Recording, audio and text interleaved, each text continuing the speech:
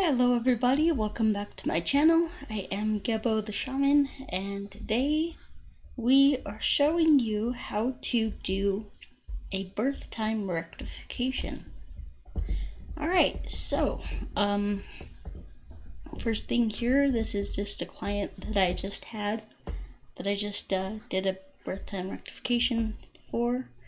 I'm going to shorten that birth time rectification to BTR, because I'm going to be saying that a lot in this video. So BTR is short for birth time rectification.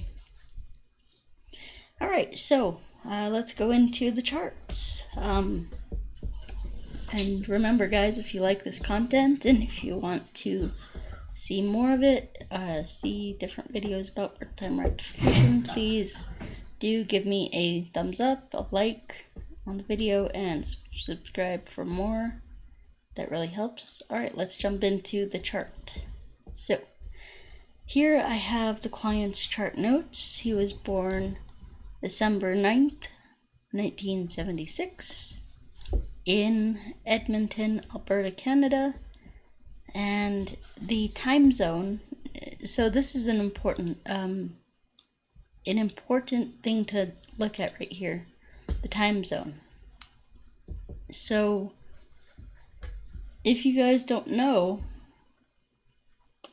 you should really look at the time zone, because sometimes it's DST, sometimes it's not, and so unless, like, I just don't trust the Vedic astrology software, any software, with this kind of, stuff, because it can be wrong, it can be off, so you have to double check. I would suggest double checking the coordinates for the city, and also double checking the, that it's DST or not, double check the time zone with that, because you could have DST, you could have not, you could have different, different places do different things with their time zones, so it's good to be aware of that. Alright, but now that we have an accurate time zone of UTC minus 7 hours, and the way I check that the time zone is I type in, let's say, Edmonton, Alberta, Canada, DST for 1976. So Edmonton, Alberta, Canada, DST 1976, and that'll bring up a website called Date and Time, or Time and Date, and something like that. Anyway, it's really easy to find out the time zone, so you want to be aware of that. Alright, and then he says he doesn't have an exact birth time, hence the BTR. However, he does say that he's born in the evening. This is pretty near Christmas. It is in December 9th.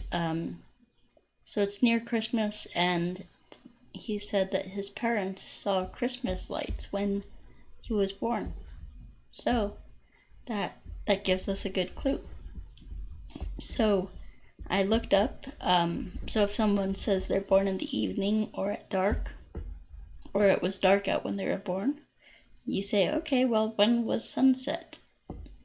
Sunset in this case was at 4:15 p.m. Okay, so we have the time range, the broad time range of 4:15 to midnight, because he was born before midnight. So 4:15 to midnight.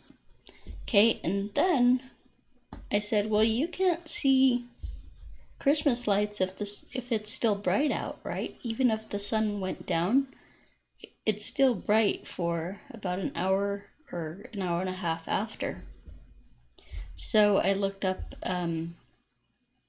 the time frame that it takes to get dark, and so I came up with 5:25 to 5:55. So I just said, It was probably around 6 or later. So 6 to 12, that's the time range that we're working with. Okay, great. And then I gave the client some choices, if you can see here, regarding the moon. So I said, okay, well, because at the time that I asked, I didn't know what the time frame was, so essentially what I do is I give him this the video links to all of these placements. So moon in Pushya 1, moon in Punarvasu 1, 2, 3, and 4, and then Pushya 1. Okay, so that essentially this is the moon traveling through certain signs and certain nakshatras. These Punarvasu and Pushya are nakshatras, and then the 1, 2, 3, 4 are the padas, the divisions of the nakshatras. So there you go. Alright, so essentially I gave him videos to go check out. Now I refer him to KRS channel, because KRS channel on YouTube has videos on all the padas of all the nakshatras, so it's really easy to figure out which one resonates most with you. And why am I using the moon? Well, it's the fastest planet. It moves the fastest around the Earth because it's the closest. And the moon is our mind, our meditative mind, our emotions, our feelings, our thoughts. So you should have a pretty good idea of how your mind works or what resonates with the mind. So that's why I use this. So he watched all those videos that I sent him, and he said, oh, Punarvasu Pada 4 resonates the most with me. Okay, great. So, Punarvasu, the moon was in Punarvasu Pada 4 from 2:52:39 p.m. to, and I guess, so this is the hour, minute, and then the second. I like to include the seconds because it gets, it's very important down the line where you're looking at, okay, a fraction of a minute could lean this way or that way, so it's good to have the second in there.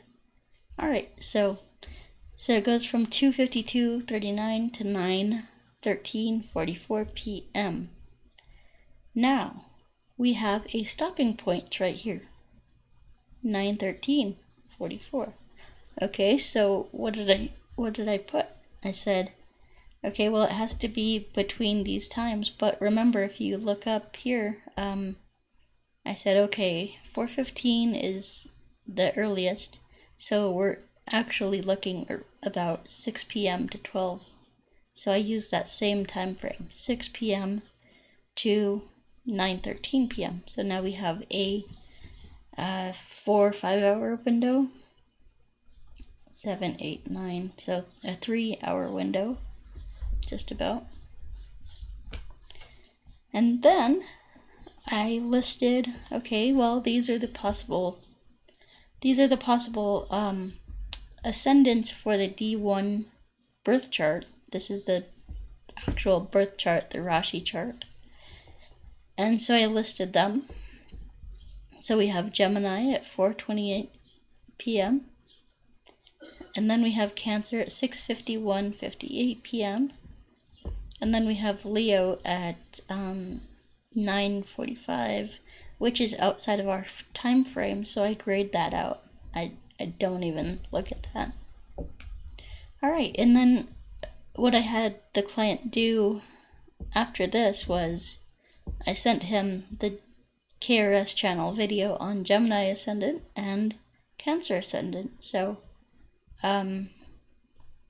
essentially I sent him those videos, and he watched them, and he said, dude, I can't decide.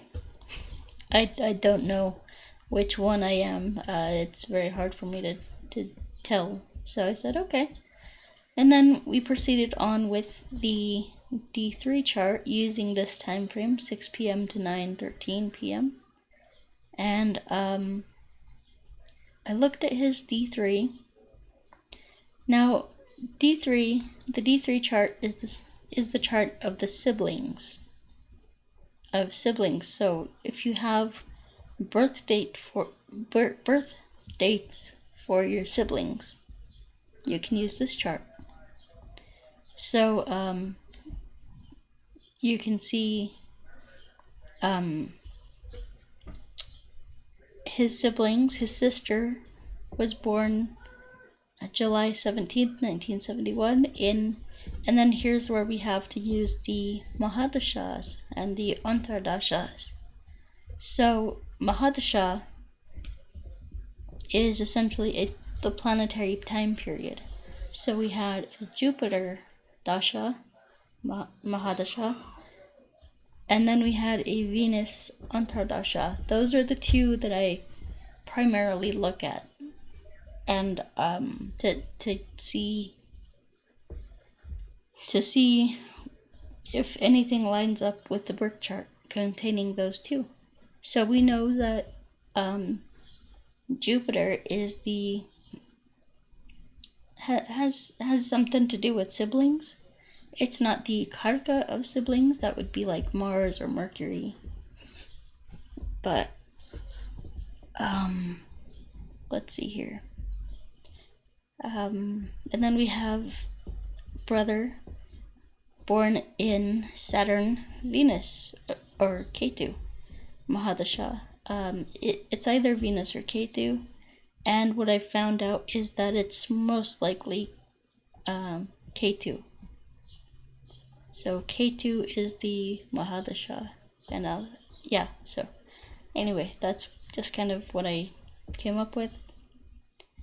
And in order to get this stuff, in order to look at everything that I'm looking at, you need a astrology software, and the one that I use is free for PC and Mac. It's called Jagannatha Hora, and I'll put that if anyone wants to know, how that's spelled in order to look it up, I'll put it in the comments. I'll try to remember to put it in the comments, but it's Jagannatha Hora. Anyway, so we have the D3 chart. So looking at the D3, I look at each ascendant. So essentially how this works is we have a time frame to work within, and then I'm writing down when the D3 changes ascendants. So I'm writing down the times that they change ascendants, that it changes ascendants. So we have Libra ascendant. So I used the maximum time frame, which was 4:15 to midnight, or actually 9:13 p.m. Anyway, all right. So then we have so I wrote down all the things for that, all the ascendants for that, and then I looked at each one, and the one that made the most sense was Pisces, because essentially we're looking at the ascendants to see what triggered in that chart, the Mahadasha and the Antardasha, what triggered those in those planetary time periods, this chart in particular, to give a sibling, a sister and a brother. So anyway, so I said we have Pisces ascendant, and Saturn is in Pisces ascendant, in the ascendant, and Venus in the 11th house, aspecting the 5th house. So if you look down here, we have Saturn, Venus. So then, another thing is like, so with this one, with the Jupiter Venus one, essentially we have Pisces. So, well, I'll just kind of give you like what we're looking for. We're looking at the third house and the fifth house. So we're looking at those houses. Third house is siblings. Third house is younger siblings, and fifth house is children, and the 11th house is elder siblings.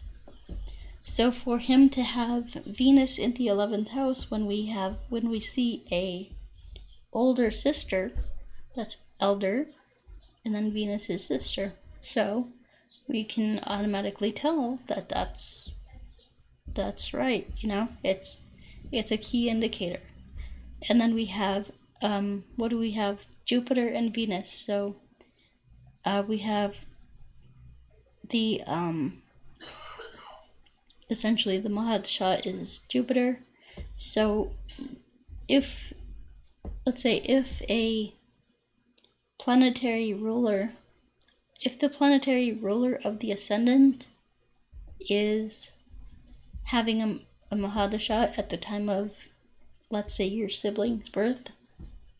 So Jupiter, essentially what I'm saying is, Jupiter is the lord of Pisces, meaning that it rules Pisces, which is the ascendant, and its time period happened when, or its sister, this person's sister was born under the Jupiter time period. So whenever we have the planetary lord of the time period, essentially, that will, hold on guys, just a sec. Alright, so essentially that'll give you the results that you're looking, that like produce a sister or brother or sibling. So that's how I do that. So it's very complicated, and in order to know what to look for, you have to, there's a book called,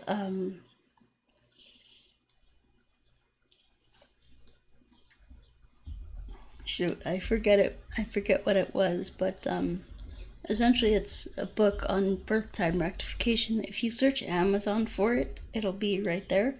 I'll also include that in the description of this video. I'll try to remember to do that.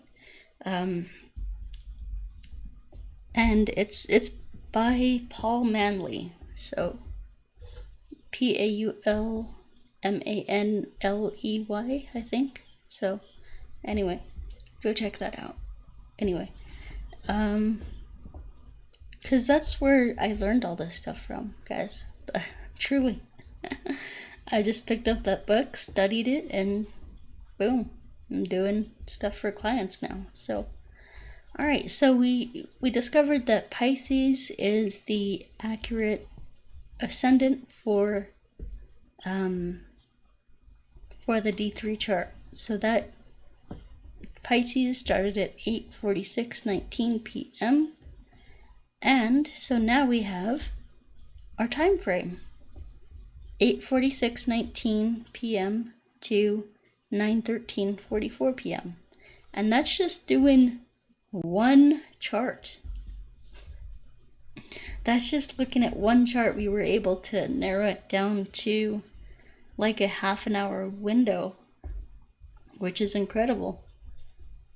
It saves me a lot of time and energy, and I was able to get this done in like one night. It took me several hours, but it was, because it does take time to write all this stuff down and figure it out and see what you're doing.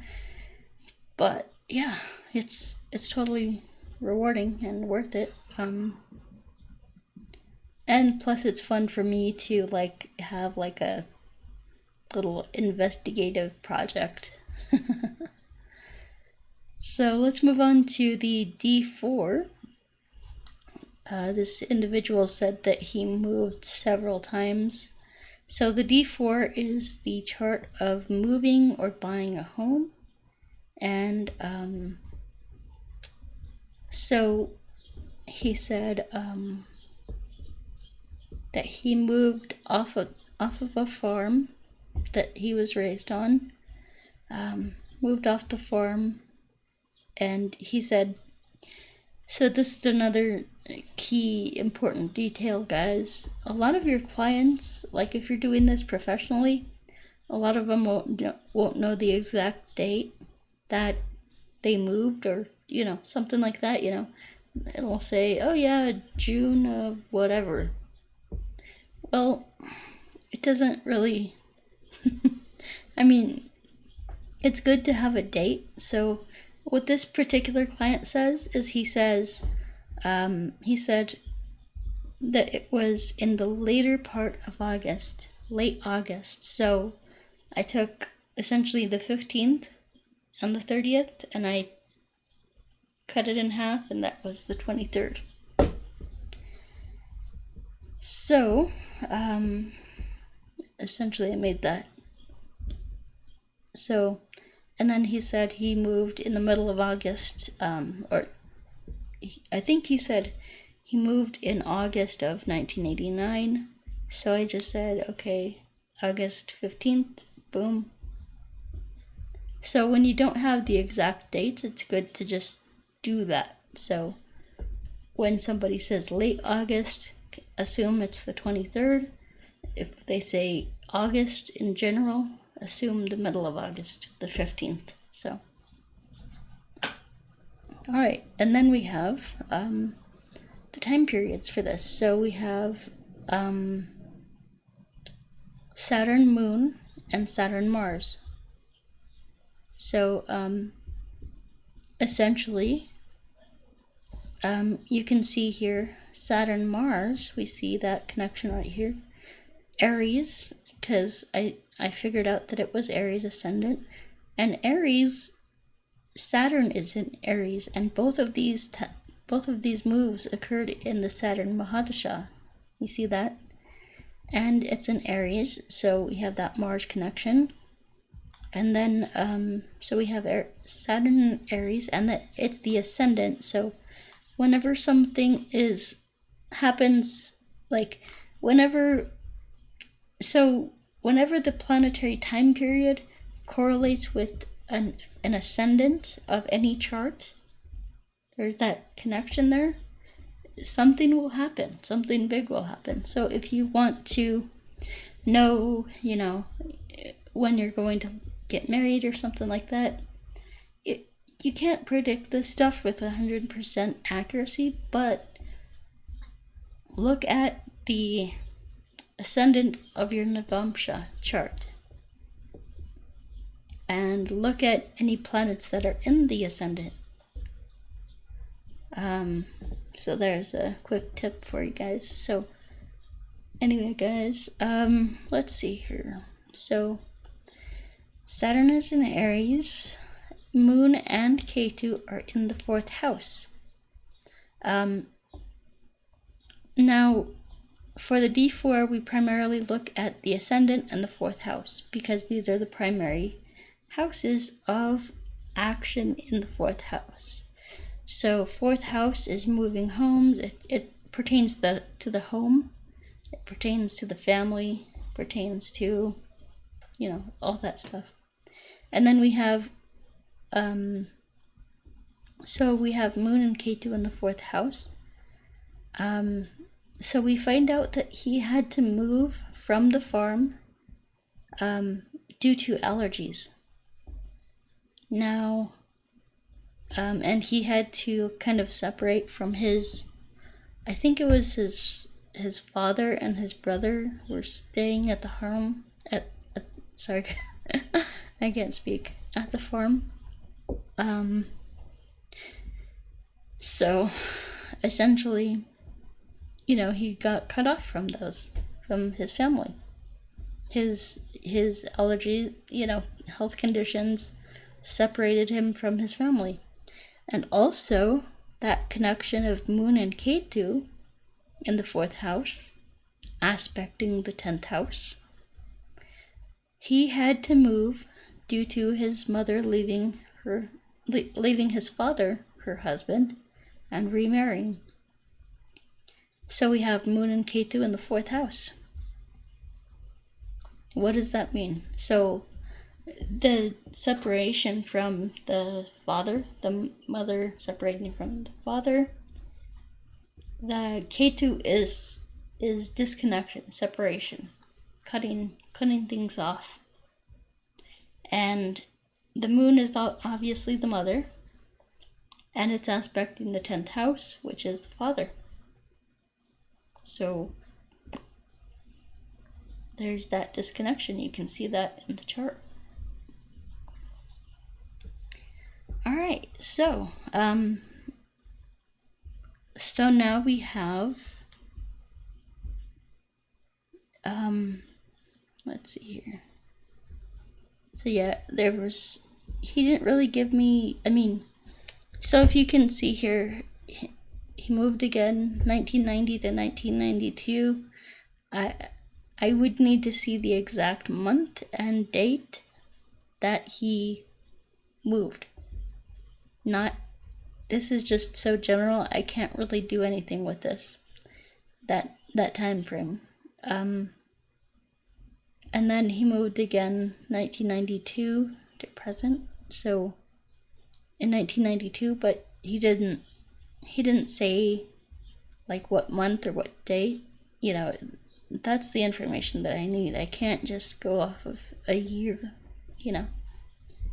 So anyway, so because that's just general, So now we have this time frame. So we found out that it was the Aries ascendant that was, he's an Aries ascendant in his D4. So now we have this time frame, this 9 o'clock 59 seconds, 9 o'clock and 59 seconds to 9:13 p.m. That's a 13 minute window. That is excellent. And remember, we've only worked on 2 charts so far. I didn't even look at his D1. I didn't look at it because it was confusing, and I needed to narrow that time frame by looking at a different chart to do that, to narrow the time frame and things like that. So I looked at the D3. So then next we have let's see here. We have the D10. So what is the D10? The D10 is the chart of the career, your career. So we have, let's see here. So we have, he worked at Wendy's in March of 1991. It was a vacuum, worked at a vacuum place, February 1992. But the main thing that I just was astounded by is that he's working at a co-op grocery store and gas bar. I don't know what that is. Maybe a gas station. I don't know. But anyway, he had an exact date for this, and that's awesome. So September 15th, 1993 to present. He's been working there for like over 20, 30 years. It's like crazy. Since he was a kid. So that's a profound thing right there. It's like, who does that? So I knew that had to be something special. So I looked at the time frame at the Mahadasha and Antardasha for that. And what do we have here?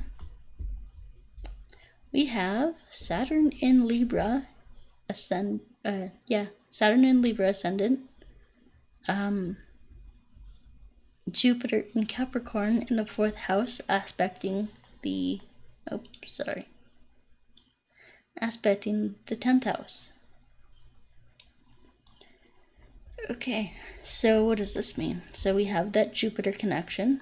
Jupiter in Capricorn. So let's see. Saturn, Capricorn, Jupiter. We have Jupiter in Capricorn aspecting the 10th house. In the 4th house, aspecting the 10th house. And not only that, so we have this Saturn, Capricorn, Jupiter connection. We have that connection, and then we have Libra. So we have Libra. So when you think about Libra, what do you think about? You think about the markets. Trading, exchanging, buying, selling goods, services,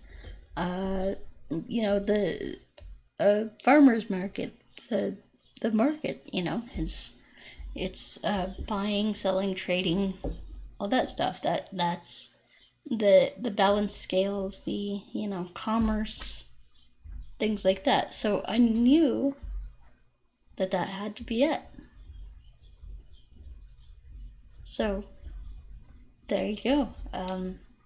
So then we have the time frame for Libra was from 8:52:11 to 9:09:48 p.m. So we have that. So we have so in this case, it was like if you look up here, so this is the time frame that we're working with, which is important to know, to keep that. Just because this says 8:52 to 9:09, that doesn't mean that we're accounting for all that time. You see, we have to go off of our time frame that we set here. So 9 o'clock and 59 seconds, and then we go to, so we have that time frame to 9:09:48. So we have this time frame. So that's a 9 minute span. So we've narrowed it down even more. And then we have to really narrow it down even more. We have we look at the D24. So let me just space this out. Okay. So then we have the D24. And then we have the option of Capricorn ascendant or Aquarius ascendant. And the D24 is the educational chart, the chart of the education. So looking at the information that he provided, he moved skulls a lot. There was like 12 or 13 moves. It was like insane. So he moved a lot. And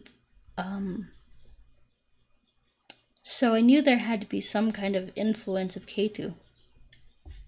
Because Ketu will detach you, will move you around, will, it does all kinds of stuff. So it's funny. He began his schooling, which, by the way, guys, it's important to look at when you begin something, because that's the planet saying, okay, you can have this, you can do this. That's the planet's giving you permission to do something, to do what you want to do. So for instance, this was his education. So he began it in the Saturn Ketu period. Right here, Saturn Ketu. Okay, now then he graduated in June of 1995. And that was a Saturn-Jupiter period. So Jupiter is expanding, and it's kind of like rewarding, benefic. So anyway, let's see here. So I thought it was a Capricorn ascendant. I honestly thought it was Capricorn ascendant at first. I thought this was the thing that made most sense, because we have Saturn here.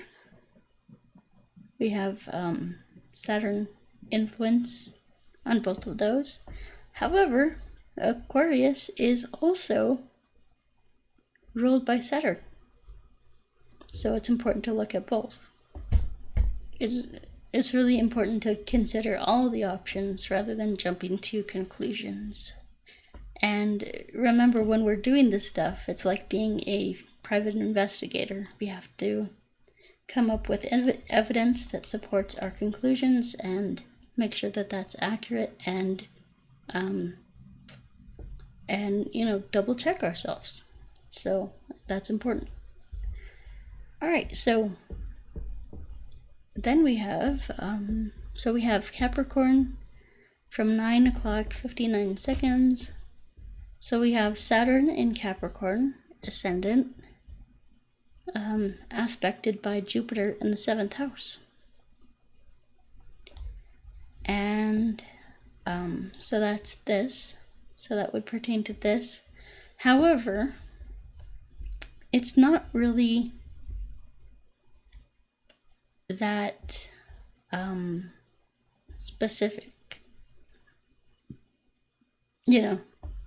It's just kind of like, oh yeah, that makes sense, to just like in a general, like superficial manner. But so when we're looking at this stuff, we should be looking at the ascendant, the 5th house, and the 9th house. So anyway, so I kind of dismissed that,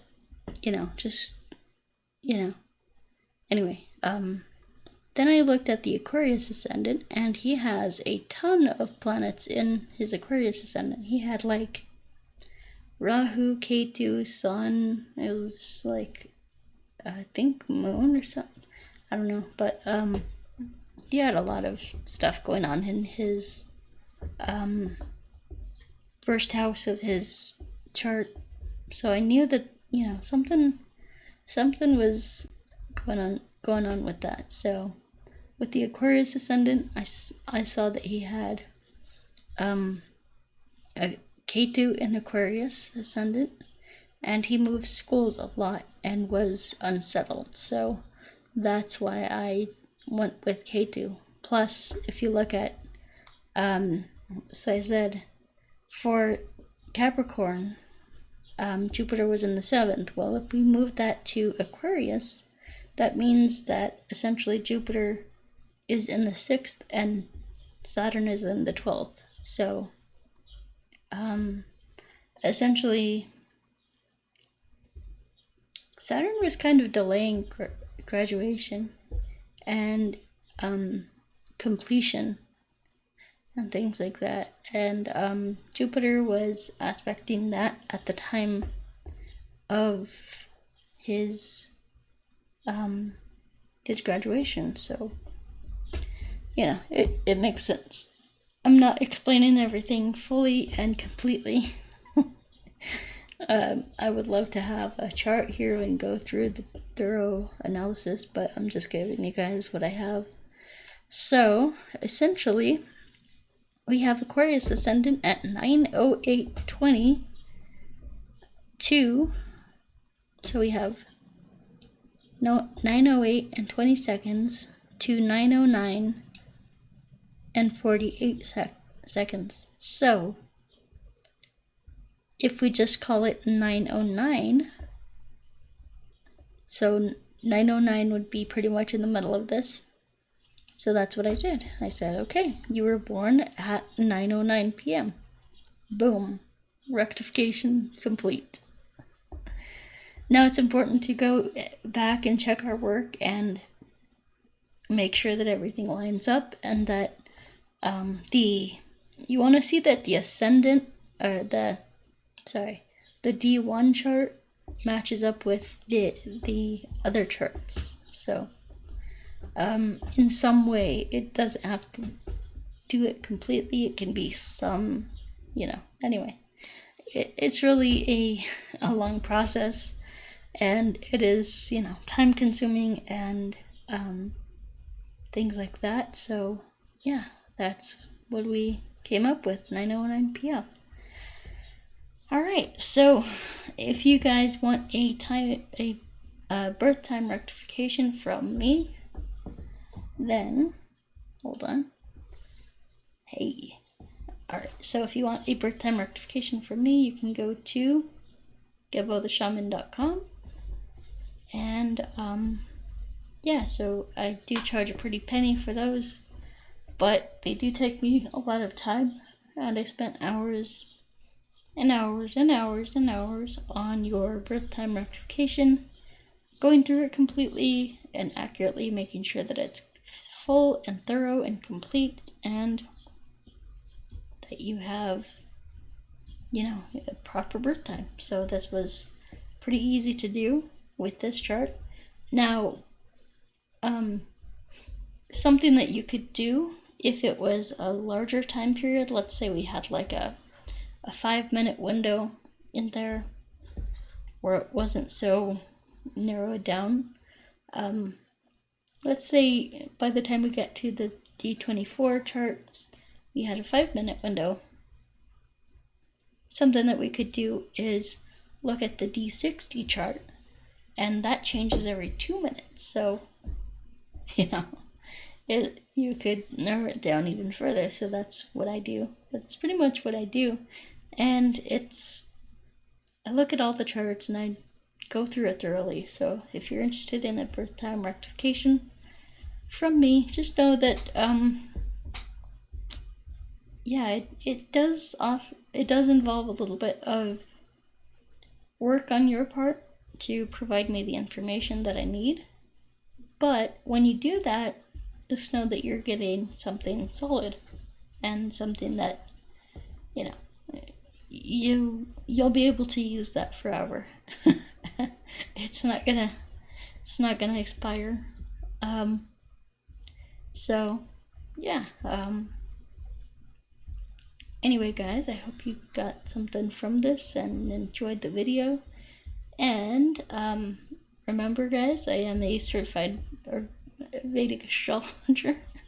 I do have some certifications, but that's besides the point. I'm a Vedic astrologer, so if you want to get readings from me, you can go to gebotheshaman.com.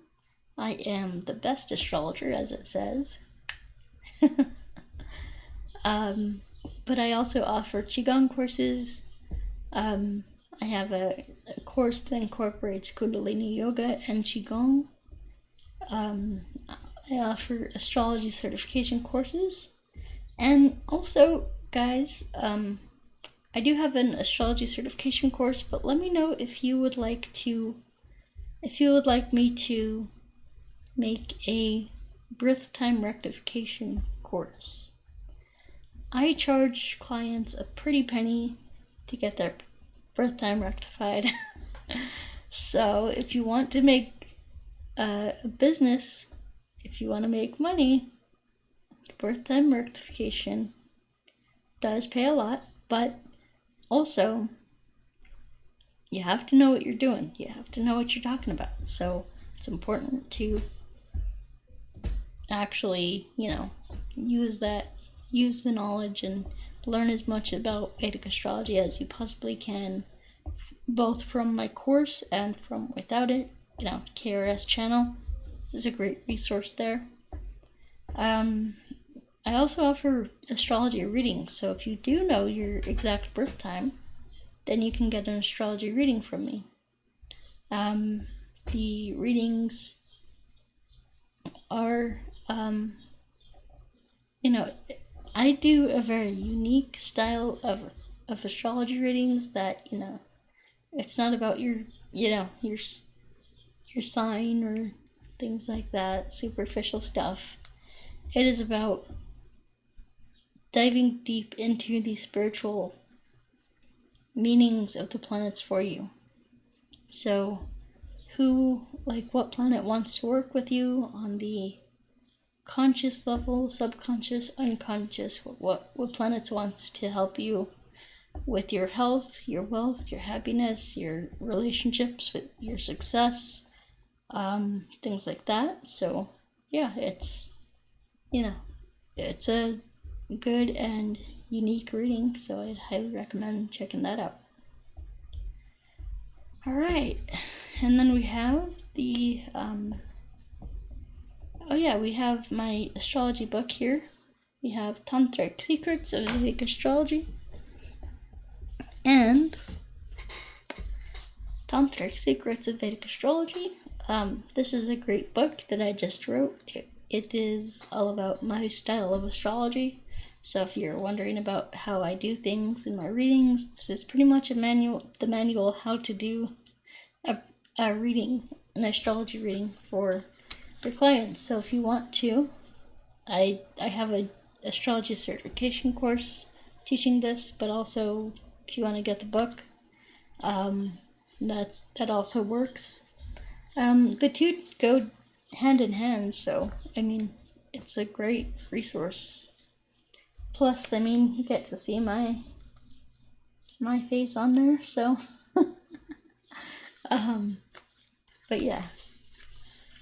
So, yeah, that's about it, guys. I offer birth time rectification.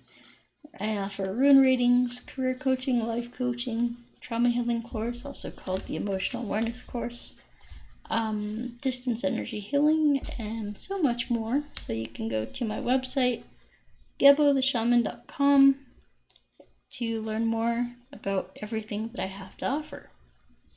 Alright guys, so that's it for me, and we will talk to you next time. Peace.